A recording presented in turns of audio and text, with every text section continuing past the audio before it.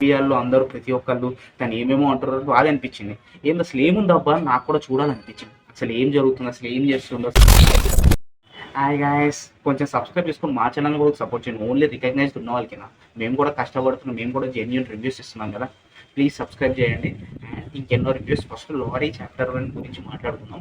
First of all Srikanth Reddy గురించి చెప్పాలంటే prankster ఏందిలే అడావిడి చేస్తున్నాడు, మీడావిడి కానీ అందరూ అంటున్నారు కానీ ఏదో ఉందనుకున్నాం, కానీ సినిమా మాత్రం బాగా ఇష్టం అయ్యా.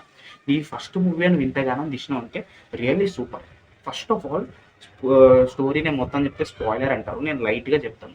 ఏంటంటే దీంట్లో స్టార్టింగ్ శ్రీకాంత్ ఒక రౌడీ, ఆ ఫ్యామిలీ గురించి లైక్ రౌడీగా చేస్తూ ఉంటాడు. ఇంకా రౌడీగా సమ్ టైమ్స్ అలాగా రౌడీ అంటే కొన్ని కొన్ని గొడవల వల్ల ఇట్లా జరిగిన తర్వాత జైలుకి కూడా వెళ్తాడు. అలా జైలుకి వెళ్ళిన తర్వాత సడన్గా తిన లైఫ్కి ఒక అమ్మాయి ఎంటర్ అవుతుంది. ఆ అమ్మాయి మన హర్షవర్ధన్ లైఫ్కి ఒక అమ్మాయి ఎంటర్ అవుతుంది.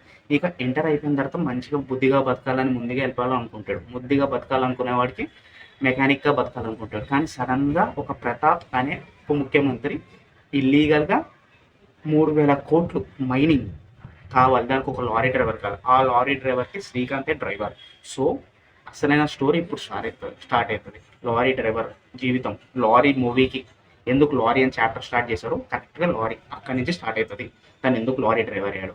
అండ్ దాని తర్వాత వస్తే మూవీకి హీరో హీరోయిన్ రొమాన్స్ అన్న లైక్ చాలా బాగుంది. లైక్ వాళ్ళిద్దరి మధ్య మంచిగా సెట్ అయింది ఆ పేరు కూడా మూవీకి. అండ్ దాని తర్వాత బీజిఎం అన్న, సినిమాటోగ్రఫీ అన్న, స్క్రీన్ ప్లే అన్న, first of all first movie నువ్వు ఇంతగానం తీసినావు అనుకో మనం మెచ్చుకోవచ్చు. ఎందుకంటే హీరో అతనే, డైరెక్టర్ అయినా, ప్రొడ్యూసర్ అయినా, మ్యూజిక్ డైరెక్టర్ అయినా, ఫైట్ మాస్టర్ అయినా, ఇన్ని కష్టపడి ఇంత తీయడం, ఒక సినిమా తీయడం అంటే ఈజీ కాదు. అయినా 2 కోట్లు పెట్టి బడ్జెట్ ఇంత తీసిండు అంటే చాలా గ్రేట్. అసలు నేనేం చూసినా అంటే సినిమా చూసిన తర్వాత ఇంకా ఎక్కువ బడ్జెట్ కావాలనుకున్నాను, కానీ జస్ట్ 2 కోట్లోనే అవగొట్టిండు అంటే చాలా కష్టపడ్డాడు. ఇన్ని డిపార్ట్మెంట్స్ అన్ని తనే కవరప్ చేసుకుని కొత్త వాళ్ళకి లైఫ్ ఇచ్చాడు అంటే డెఫినెట్లీ మన తెలుగు ప్రేక్షకులు సపోర్ట్ చేయాలి శ్రీకాంత్ భయ్యకి. ఒక ప్రాంక్స్టర్, మీడియాలో అందరూ ప్రతి ఒక్కళ్ళు తను ఏమేమో అంటారో బాగా అనిపించింది. ఏంది అసలు ఏముందబ్బా నాకు కూడా చూడాలనిపించింది. అసలు ఏం జరుగుతుంది, అసలు ఏం చేస్తుండో, అసలు శ్రీకాంత్ ఏంది, ఆ సినిమా ఏంది అని ఫస్ట్ నేను అనుకున్నాను. సరే ఒకసారి చూసేస్తా పోలే అని పోయినా. కానీ కరెక్ట్గా ఫస్ట్ స్టార్టింగ్ మూవీ నువ్వు ఇంత తీసినావు అనుకో, రేపు అన్న రోజు నీకు మంచి ఫ్యూచర్ ఉందబ్బా. రేపు అన్న రోజు కూడా నీకు నువ్వే కథ రాసుకుంటావు, మంచిగా తీయగలుగుతావు. ఇప్పుడే ఇలా తీసినావు అనుకో, రేపు అన్న రోజు కూడా నీకు తీయగలదు.